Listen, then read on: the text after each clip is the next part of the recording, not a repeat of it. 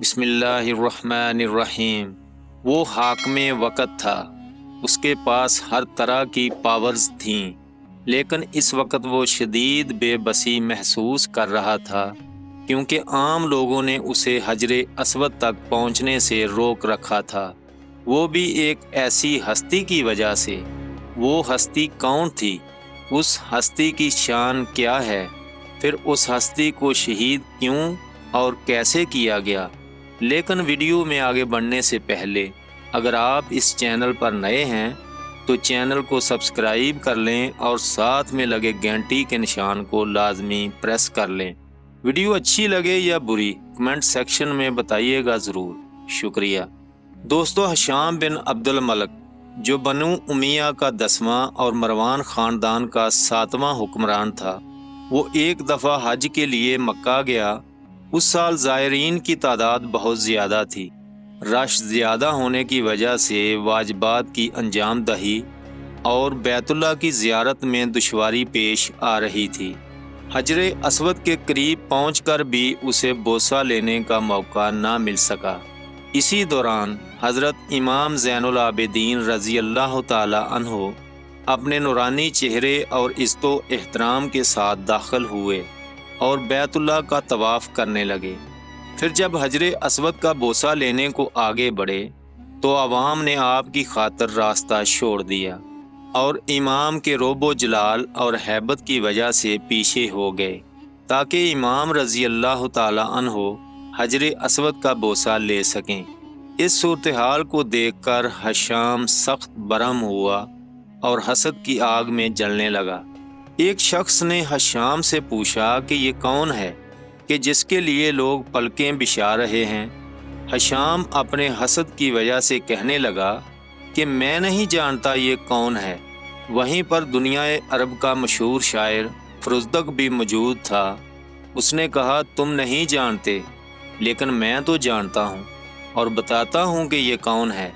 اور فروزدق نے قصیدے کی صورت میں آپ کا تعارف یوں کروایا، اے ہشام، اگر تو ان کو نہیں پہچانتا تو مجھ سے سن، یہ وہ ہیں قرآن جن کے فضائل کو سینے سے لگائے ہوئے ہے، یہ وہ ہیں جن کے دلیرانہ اقدام دیکھ کر شیروں کے دل کانپتے ہیں، یہ وہ ہیں جن کی جود و سخا پر ابر باراں کو بھی رشک آتا ہے، یہ وہ ہیں جن کے نشان قدم مکہ پہچانتا ہے، انہیں خانہ کعبہ جانتا ہے، ان سے ساری دنیا واقف ہے، ساری مخلوق ان سے شناسا ہے، اس خاندان کے فرد ہیں جو پوری روئے زمین کے لیے باعث زینت ہے۔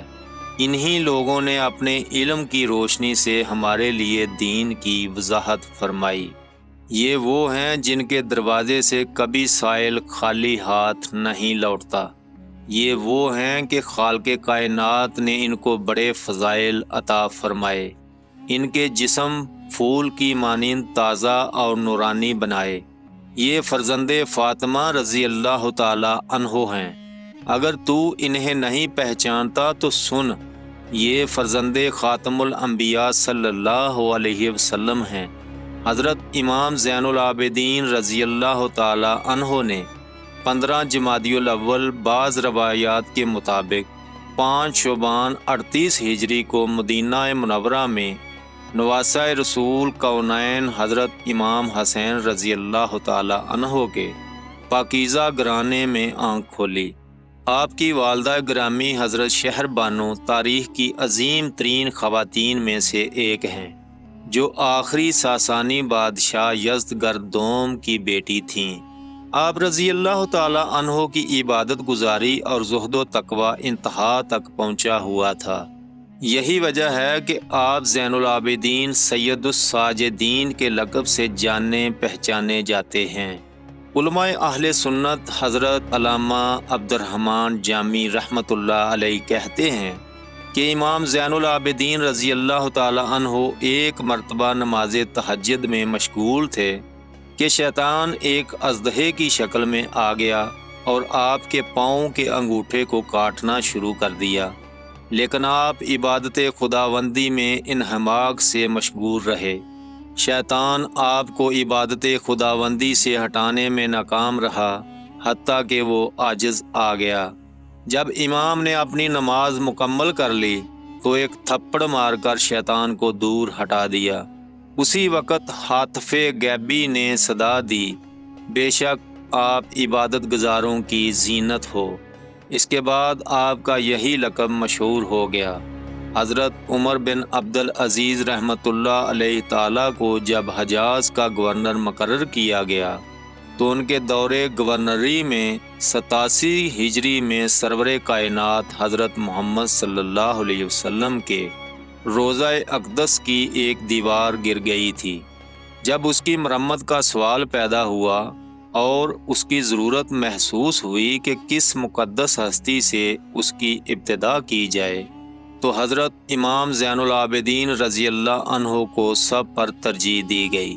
کربلا کے دشت میں بھوک و پیاس کی عظیم آزمائش برداشت کرنے والے حضرت امام زین العابدین رضی اللہ تعالی عنہ مدینہ کے سینکڑوں غریب گرانوں کی کفالت فرماتے تھے اور سارا سامان ان کے گھر پہنچایا کرتے تھے، جنہیں آپ معلوم نہ ہونے دیتے تھے کہ یہ سامان خورد و نوش رات کو کون دے جاتا ہے۔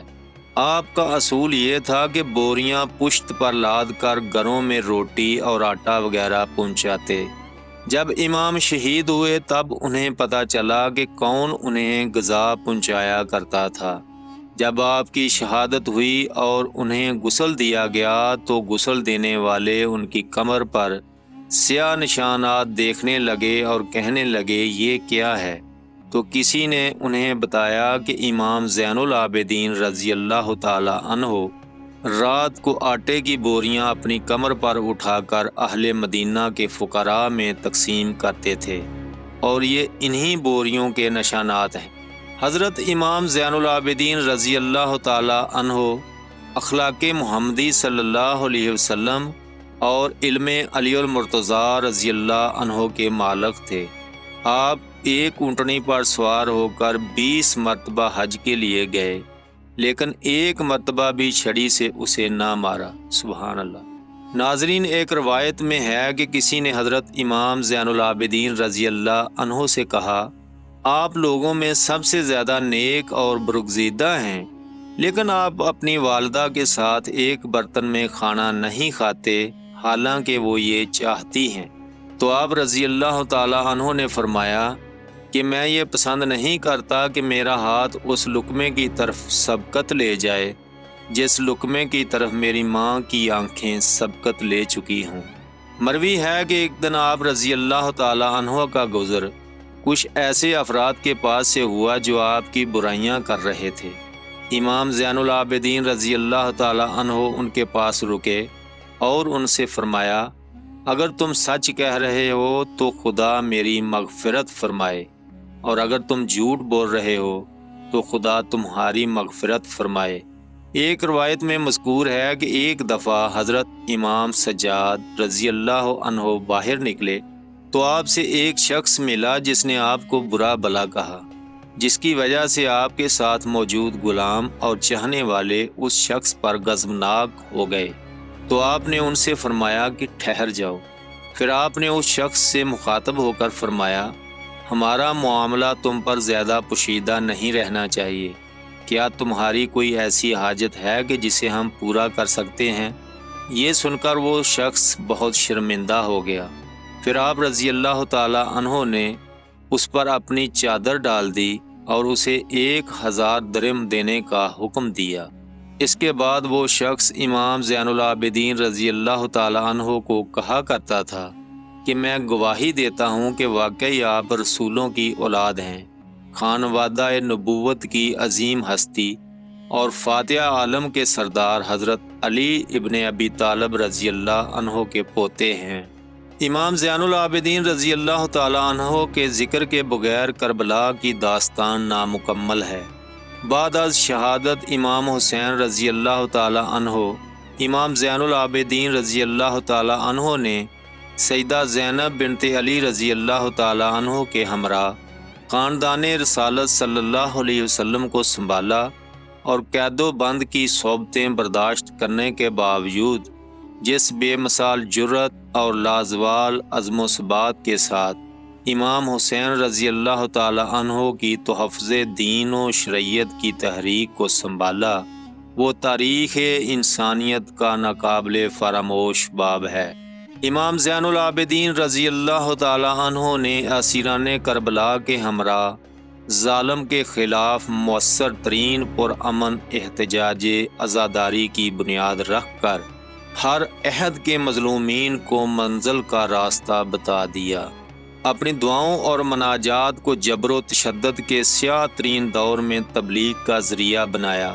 کوفہ و شام میں اپنے خطبات کے ذریعے یزیدیت کا گھناؤنا چہرہ بے نقاب کیا اور مقصد شہادت حسین رضی اللہ تعالی عنہ کو اس انداز میں اجاگر کیا کہ ظلم و جبر کے ایوانوں میں زلزلہ طاری ہو گیا۔ اگر امام حسین رضی اللہ تعالی عنہ کے فرزند امام زین العابدین اور نواسی رسول حضرت زینب بنت علی رضی اللہ تعالی عنہ کی جد و جہد نہ ہوتی تو یزید اپنی طاقت اور پروپیگنڈے سے مقصد شہادت حسین رضی اللہ عنہ چھپانے میں کامیاب ہو جاتا۔ ظلم و جبر اور پابندیوں کے تاریک دور میں امام زین العابدین رضی اللہ عنہ نے انبیاء کے اسلحہ، دعاؤں اور مناجات کے ذریعے تبلیغ کا راستہ اختیار کیا۔ آپ اگرچہ گوشہ نشینی کی زندگی بسر فرما رہے تھے، لیکن روحانی اقتدار آپ ہی کے پاس تھا۔ تخت و تاج والے ایسی سچائی کے مراکز کو برداشت کرنے کی صلاحیت نہیں رکھتے۔ 25 محرم الحرام 95 ہجری بمطابق 714 عیسوی کو آپ رضی اللہ عنہ کو زہر دے دیا گیا، جس کے سبب آپ درجہ شہادت پر فائز ہو گئے۔ شہادت کے وقت حضرت امام زین العابدین رضی اللہ تعالی عنہ 57 سال کے تھے۔ آپ کے فرزند امام محمد باقر رحمۃ اللہ علیہ نے آپ کی نماز جنازہ پڑھائی اور آپ کو مدینہ منورہ میں اپنے امیں بزرگوار حضرت امام حسن رضی اللہ تعالی عنہ اور دادی خاتون جنت حضرت فاطمہ زہرا رضی اللہ عنہ کے پیروں میں جنت البقیع میں دفن کر دیا گیا۔ علامہ ابن حجر اور علامہ ثبت ابن جوزی تحریر فرماتے ہیں کہ جس نے آپ رضی اللہ تعالی عنہ کو زہر دے کر شہید کیا وہ ولید بن عبد الملک تھا۔ ملا جامی تحریر فرماتے ہیں کہ آپ رضی اللہ تعالی عنہ کی شہادت کے بعد آپ کا ناکا قبر پر نالہ و فریاد کرتا ہوا 3 روز میں مر گیا۔ انا للہ و انا الیہ راجعون۔